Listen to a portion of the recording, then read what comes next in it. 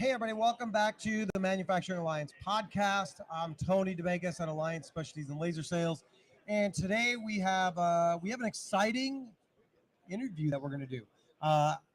We are part of the SPE Mold Technologies Division.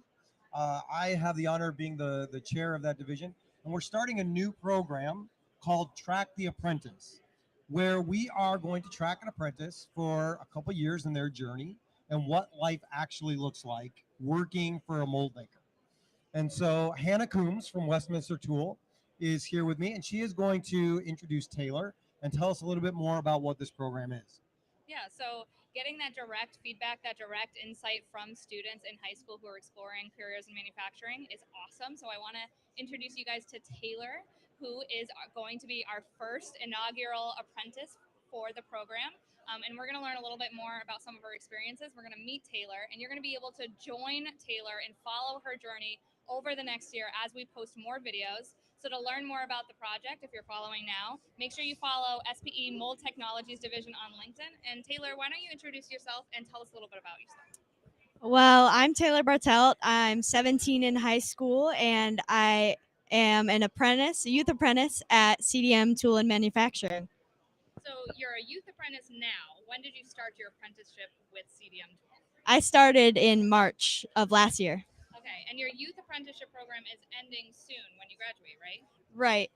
Yeah, so you graduate, so you told us that you graduate this summer, and then you're going to be starting your full-time apprenticeship, registered apprenticeship program in August. So tell us a little bit about what you've learned so far. What I've learned so far, they teach me programming on computers and then setting up the tool in the machine and setting up the tools for the part and pretty much just clamping it down, make sure it's straight, making sure it's in the right place, and everything's okay to go. So I had the pleasure of going to CDM and meeting Taylor and Steven and the whole team, and I was instantly blown away with how calm and composed she was, and how she was absolutely the right person for this program.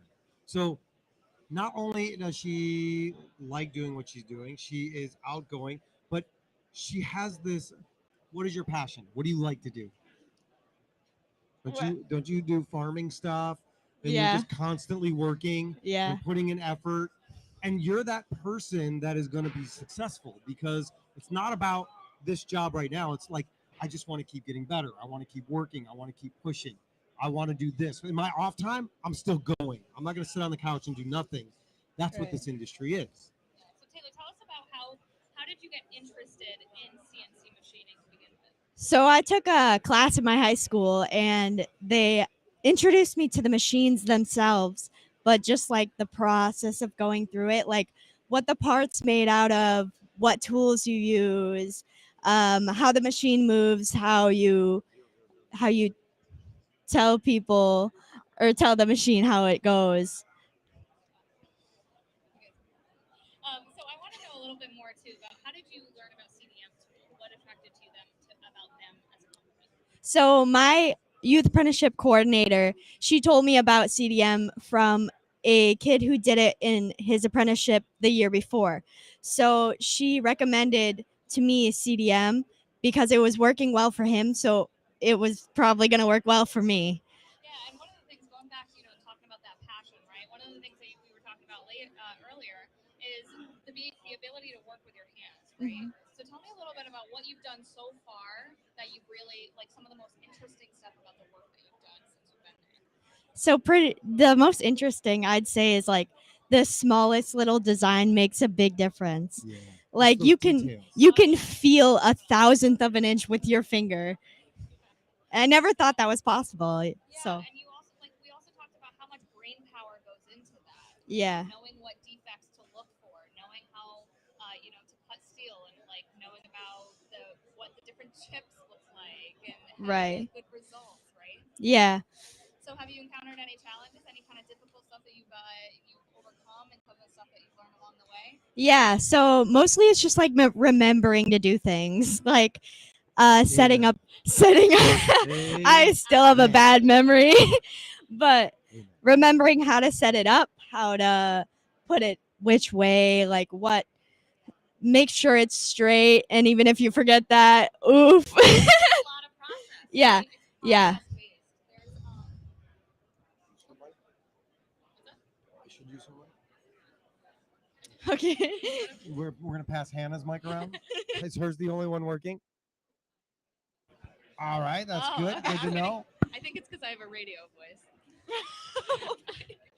No, but I think I really liked that aspect of the fact that so much of manufacturing is process based. It's not just pushing a button. It's thinking critically about steps and how they impact the final part, right? Right. Yeah. So what do you have on the horizon coming up? What are some of the things that you're looking forward to for your apprenticeship program? Pretty much, I'm just going to learn more programming and how to put every little number in that I need to make that part perfect. And what the different setups are that I can use to make that perfect and to get it the most possible, maybe the fastest, more accurate. Yeah. People are gonna love that answer. Yeah, right. So my question for you would be, oh, let's try it. So my question would be,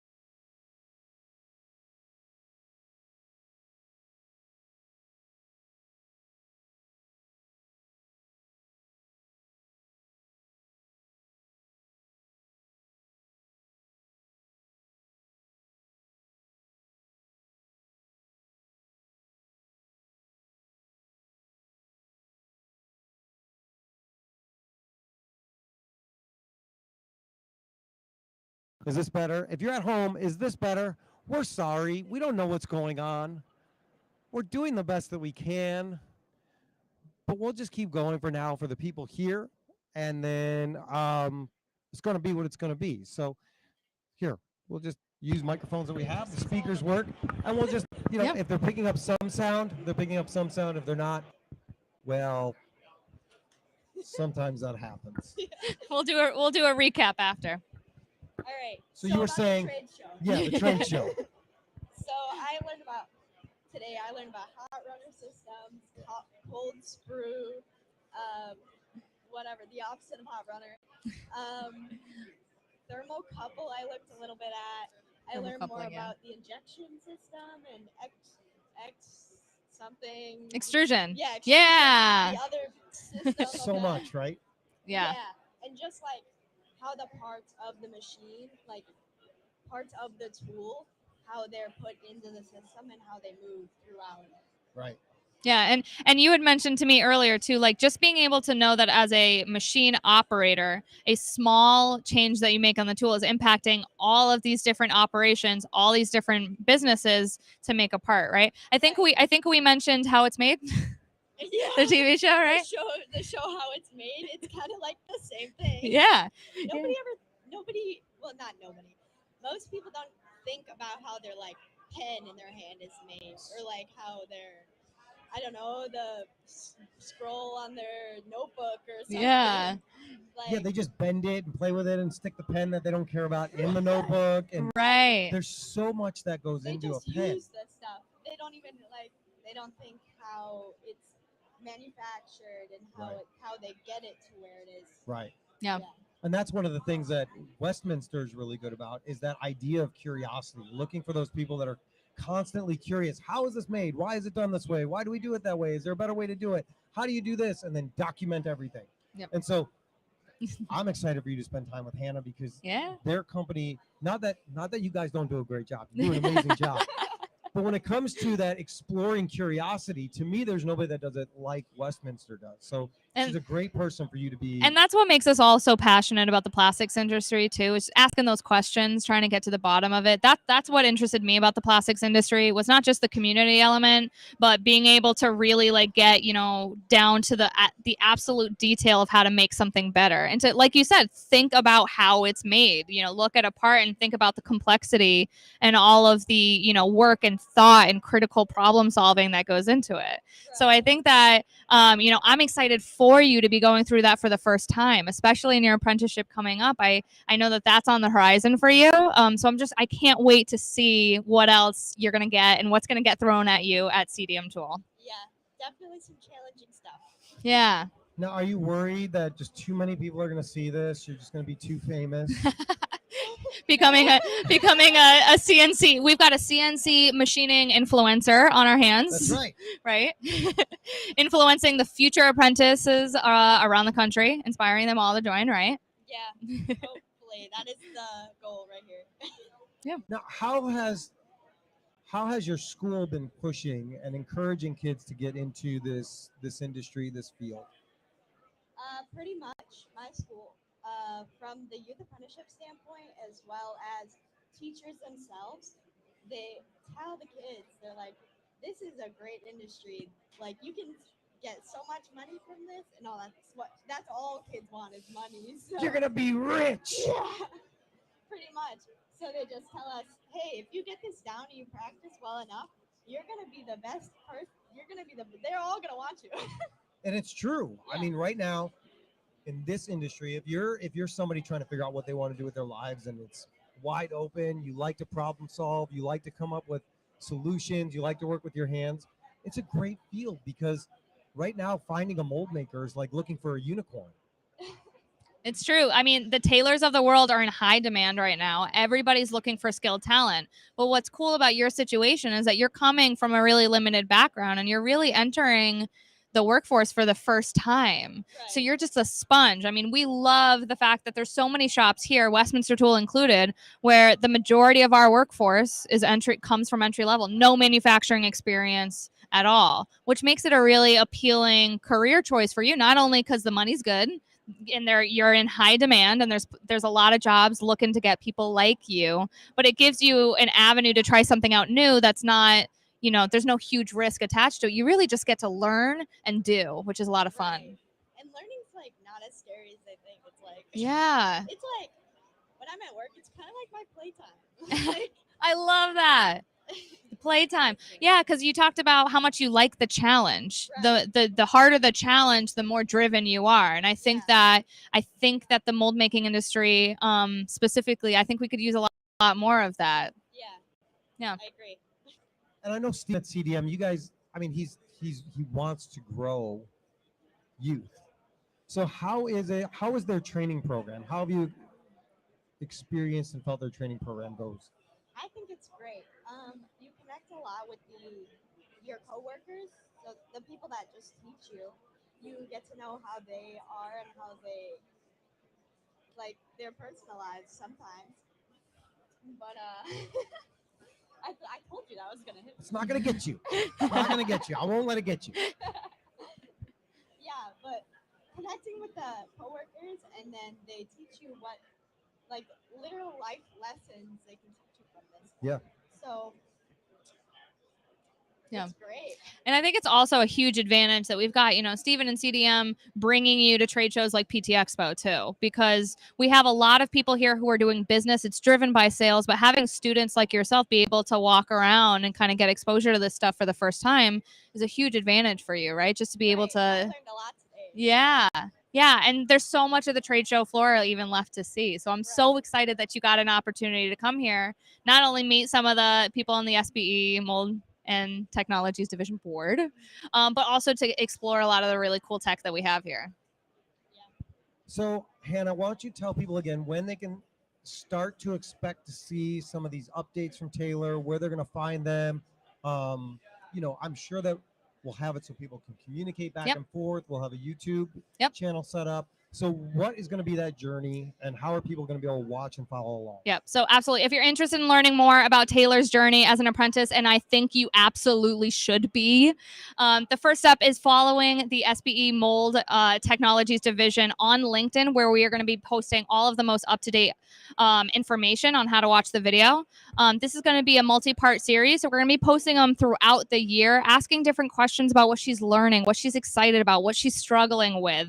And we also encourage you to share this content with your companies. Share them with the young talent in your companies. Share them with high school students in your community. The whole point of this is not only to learn how awesome Taylor is, but also get the word out and encourage more students like her to get interested in careers in manufacturing, and specifically mold making technology.